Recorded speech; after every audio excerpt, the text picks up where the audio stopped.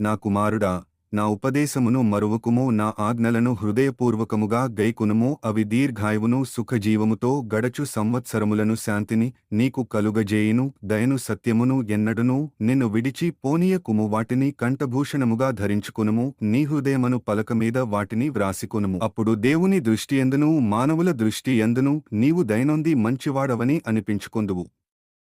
నీ స్వబుద్ధిని ఆధారము చేసుకొనక నీ పూర్ణ హృదయముతో యెహోవాయందు నమ్మకముంచుము. నీ ప్రవర్తన అంతటియందు ఆయన అధికారమునకు ఒప్పుకొనుము. అప్పుడు ఆయన నీ త్రోవలను సరళము చేయును.